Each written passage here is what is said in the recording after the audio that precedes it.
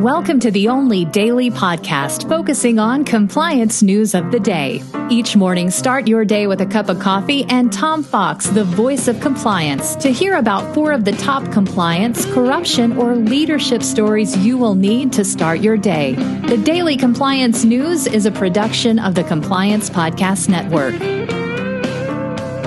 November 14, 2020, the first female GM edition, and we begin with that story from ESPN.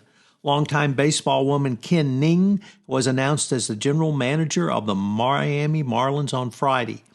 It was a hire 15 years in the making.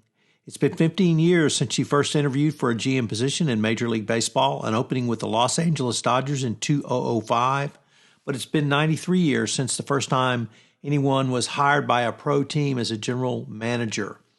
Billy Evans was the first to assume that title back in 1927. The troglodytes out there, particularly the Trumpers, MAGA hat-wearing, anti-diversity, don't think you should have anyone but male whites, are sure to fight you on this.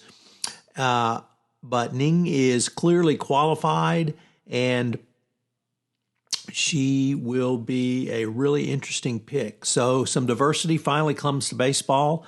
I guess they decided that after all these years, women have the necessities to pick quality baseball players. It's going to be interesting to see what happens to the Marlins. Kudos to the Marlins for this hire.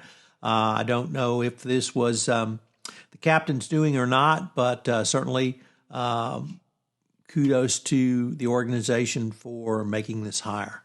Next up, an interesting piece from NPR, and this is something every compliance practitioner really needs to look at, which is, will a vaccine unlock trillions in spending, leading to a Biden economic boom?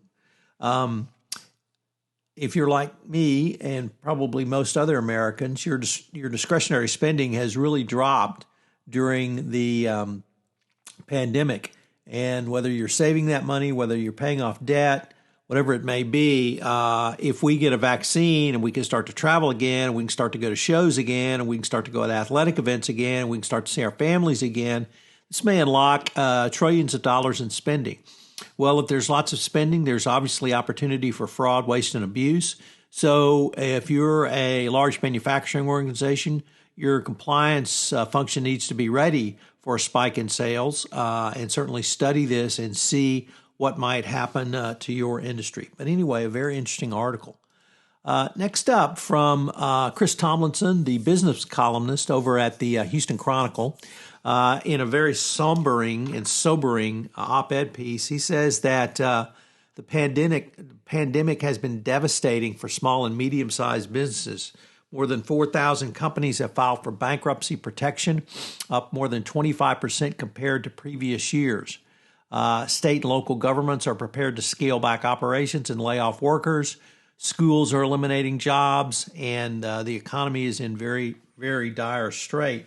Of course, the Trump administration has done nothing to help after the initial stimulus, and Mitch McConnell has said he will not give out any additional monies that are proposed by Democrats. So it's hard to say this government actually doing anything going forward.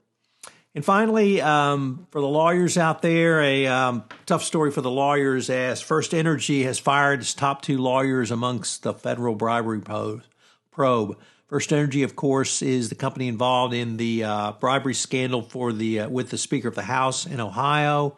The CLO was also the CCO, so a double whammy there. The Daily Compliance News is a production of the Compliance Podcast Network and a proud member of C-Suite Radio. Thanks so much for listening. I hope you'll join me again tomorrow.